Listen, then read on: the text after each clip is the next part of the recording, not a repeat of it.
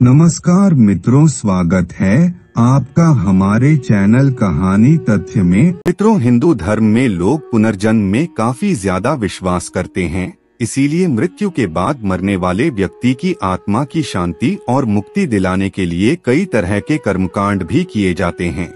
आपने जरूर देखा होगा, जब हिंदू धर्म में किसी की मृत्यु हो जाती है तो मृतक के परिजन अपने सिर के बालों को मुंडवा लेते हैं। लेकिन क्या आपने कभी जानने की कोशिश की है कि आखिर इसके पीछे का धार्मिक रहस्य क्या है और ऐसा क्यों किया जाता है, और हिंदू धर्म में मृत्यु के बाद मुंडन करवाना जरूरी क्यों है?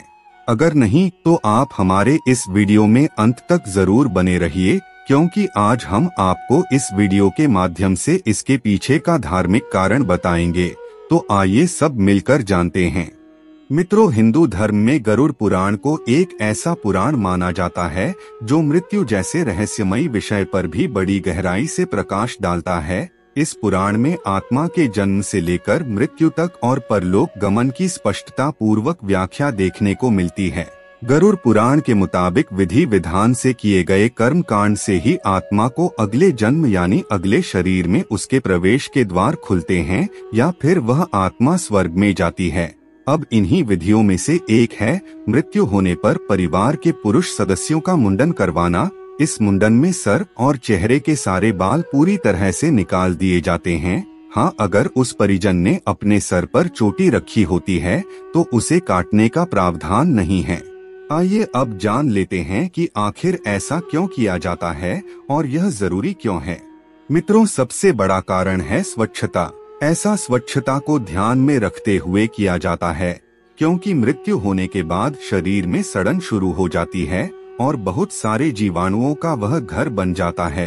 किसी की मृत्यु होने के बाद घर के जो सदस्य होते हैं वह शव को कई बार छूते हैं, जिससे निश्चित है कि कीटाणु उनके शरीर पर भी आ जाते हैं।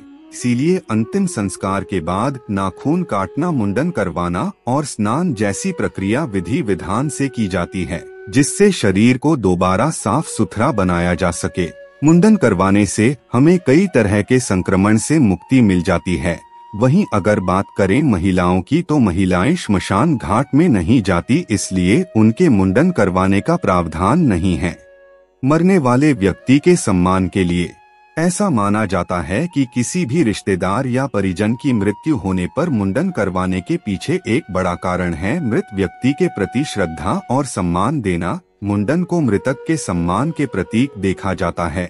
मरने वाले व्यक्ति ने अपने परिवार के लिए बहुत कुछ किया है।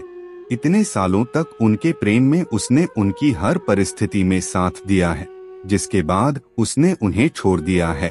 इसीलिए सांसारिक कृतज्ञता के रूप में मुंडन का प्रावधान किया जाता है, जिससे उनकी आत्मा को ऐसा करने से मिलने वाली सम्मान के कारण संतुष्टि मिलती है। इसलिए मृत्यु के बाद मुंडन करवाना जरूरी माना जाता है।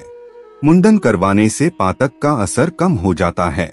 जिस तरह घर में कोई बच्चा जन्म लेता है और घर में सूतक लगता है, ठीक उसी प्रकार गरुड़ पुराण में बताया गया है कि परिवार में किसी सदस्य की मृत्यु हो जाती है तो घर में सूतक लग जाती है और उसे पातक कहते हैं।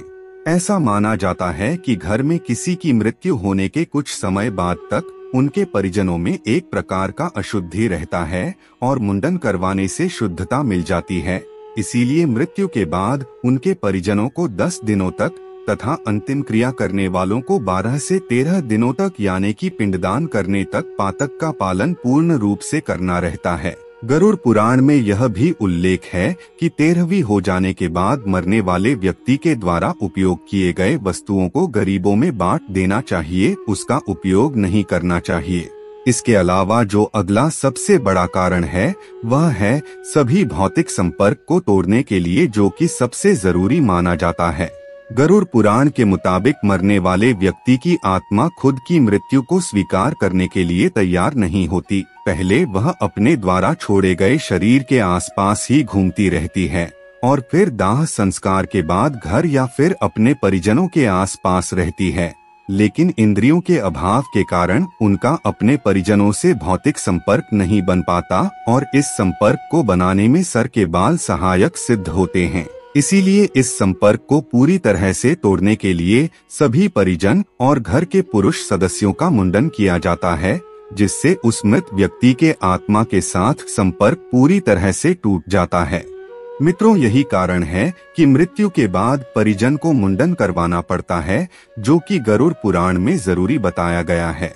तो मित्रों, आज आपने जाना कि किसी की मृत्यु होने के बाद मुंडन क्यों करवाया जाता है और यह जरूरी क्यों है।